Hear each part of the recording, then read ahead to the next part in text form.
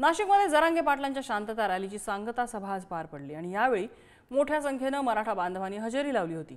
या सभेत बोलताना जरांगेंनी छगन भुजबळ आणि देवेंद्र फडणवीस यांच्यावर निशाणा साधलाय।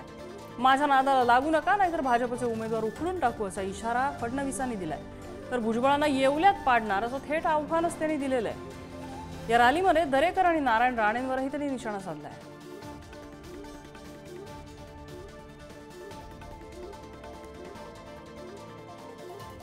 जरांगे पाटील सध्या देवेंद्र फडणवीस आणि छगन भुजबळ यांच्या विरोधात आक्रमक झालेले आहेत। छगन भुजबळांनी महाराष्ट्रामध्ये निवडणुकीच्या रिंगणात उतरण्याचं त्यांना आव्हान दिलं होतं आणि त्याला प्रति आव्हान देत येवल्यात येऊन भुजबळांना पाडू असं जरांगे म्हणालेले आहेत। देवेंद्र फडणवीस सुद्धा त्यांच्या निशाण्यावर आहेत।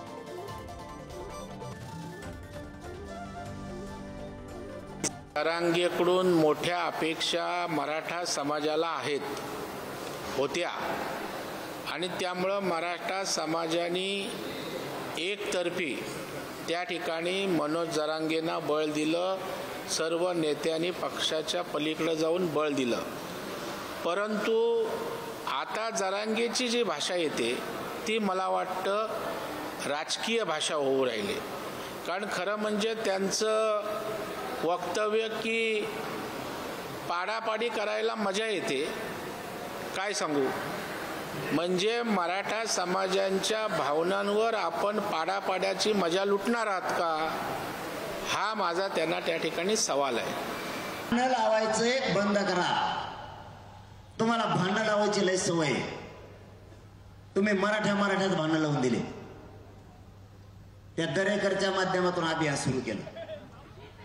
अभियान ते षडयंत्र आणि सापळा आहे। तो काय काम करतोय, मराठ्याच्या संघटना फोडितोय तो दरेकर आणि त्यांना माझ्या विरोधात सभा पत्रकार परिषद घ्यायला लावतो।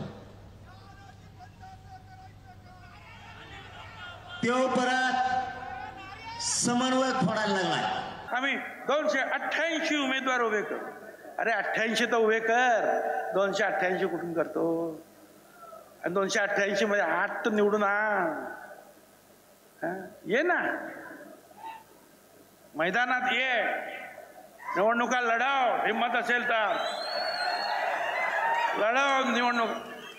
चॅलेंज आहे माझं, 288 उमेदवार उभे करून दाखव। मुख्यमंत्री मला म्हणतात कोणामुळं? तुला एकट्यालाच आहे ना, सगळ्या दोन यायला लागली।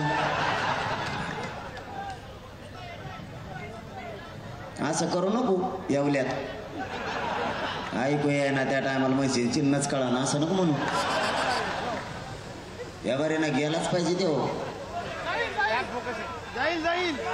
त्यांनी लय त्रास दिलाय। आणि ते येवल्याचे लोक मला येऊन सांगतात तुम्ही जरी निवडून द्या म्हणले तरी आम्ही त्याला पाडीत असतो। इतके ते बी येऊन करते। फडणवीस साहेब, तुम्ही छगन भुजबळचा ऐकून किती त्रास दिला तरी हे मराठी तुम्हाला पुरून उरल्याशिवाय शांत बसणार नाही।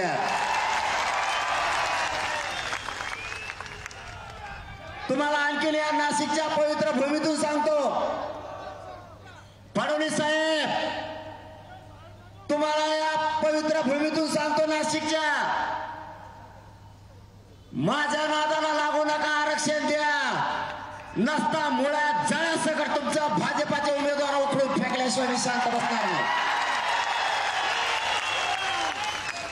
वयानं मोठे राणे साहेब, चुकलेत एकदा जाऊ द्या। अनुभव आहे, वयानं मोठे, एखाद्या वेळेस आपणच माफ करायचं असतं। कारण त्यांनीच त्यांच्या मनानं वयाची मर्यादा त्यांनी ठेवायला पाहिजे होती। आपलं वय काय, त्यांचा अनुभव काय, त्यांचं योगदान किती आहे याची जाण मराठ्याला आहे। पण मी त्यांचा सन्मान करतो पहिल्यापासून। आपण त्यांना दादा म्हणतो कारण त्यांचा अनुभव मोठा आहे, वय पण मोठं आहे आणि योगदान पण आहे। पण याचा अर्थ असा बी नाही की मग आम्ही तुमचा सन्मान करतो म्हणल्याच्या नंतर तुम्ही कुठं पण बोलायचं आणि काय पण बोलायचं, ते पण आम्ही नाही ऐकून घेणार ना।